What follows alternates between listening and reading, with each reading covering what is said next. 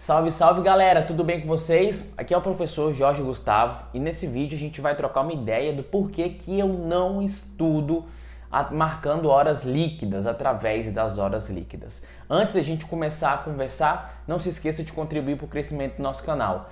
Deixe seu like, inscreva-se, ative as notificações. É muito importante aqui se você puder me dar essa ajuda. Então, sem mais delongas, vamos ao que nos interessa. Bom, pessoal, eu já estudei das duas formas, marcando as horas líquidas de estudo e sem marcar as horas líquidas de estudo. No final das contas, eu percebi que não marcar as horas fazia muito bem para mim, era melhor do que eu ficar marcando as horas líquidas de estudo. E eu digo isso diante do quadro que eu apresentava. Então, é sobre isso mais ou menos que a gente vai trocar uma ideia. Eu fui diagnosticado com ansiedade hipergeneralizada. Então, fiz tratamento psicoterapêutico, até hoje eu faço, amo terapia. Sou daqueles que defende que acho que todo mundo deveria fazer para melhorar a qualidade de vida e inteligência emocional. E também tratei com psiquiatra, galera.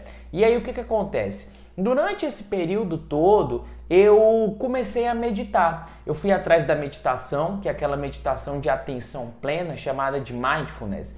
Eu fui atrás daquela meditação porque eu comecei a pesquisar sobre ela e aquilo me chamou a atenção.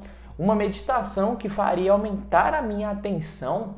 E aí eu parei para pensar, cara, se eu consigo aumentar a minha atenção através de uma prática que vai gastar 5 minutos por dia, e eu quero prestar mais atenção na hora que eu estiver lendo, na hora que eu estiver estudando, por que não? Um negócio de graça, 5 minutos por dia, por que não, né? Então, naquela hora eu larguei todo tipo de preconceito que eu tinha contra a meditação, né? Eu tinha alguns pensamentos muito ultrapassados de que a meditação era para pessoas calmas, eu não era calmo, aquele blá blá blá todo de que a gente vive falando quando a gente não conhece a coisa realmente como ela é. E nessa questão de meditar todos os dias, eu fui me autoconhecendo.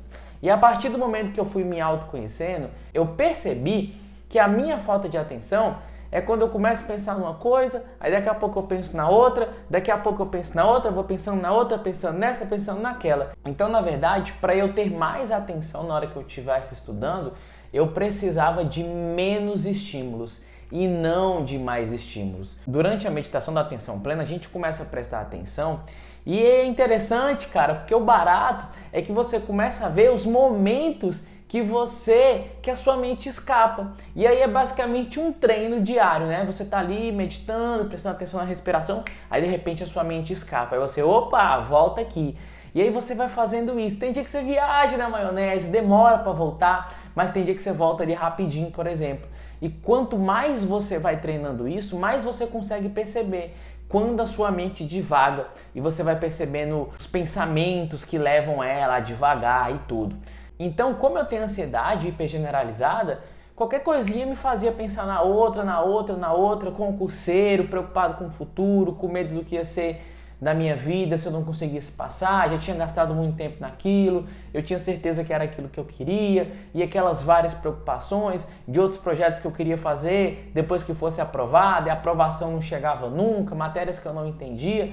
E o fato de ter um marcador de horas líquidas ali, um relógio, ele me fazia ficar pensando naquilo, ficar pensando em cumprir as horas líquidas, ficar pensando em bater aquela meta de horas líquidas e aquilo acabava me deixando mais ansioso.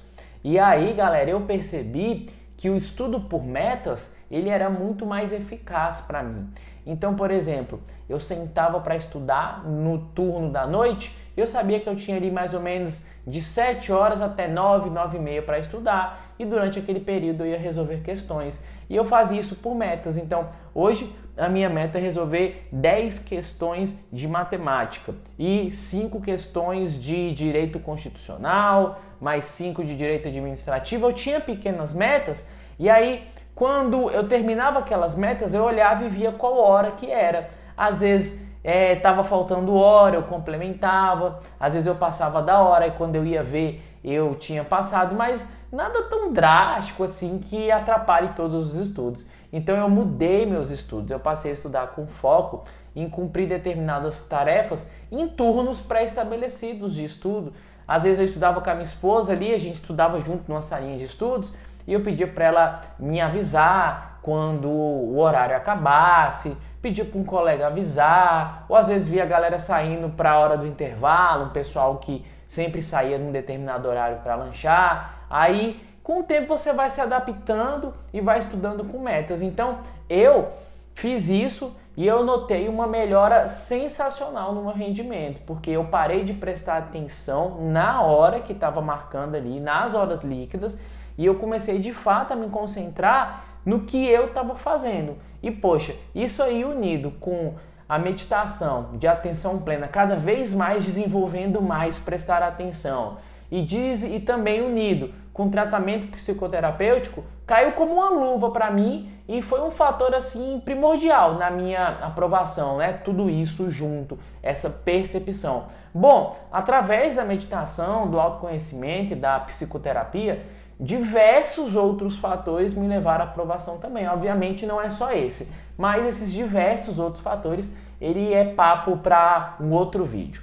Então é isso, galera. Espero que vocês tenham gostado. Um abraço e até o nosso próximo vídeo.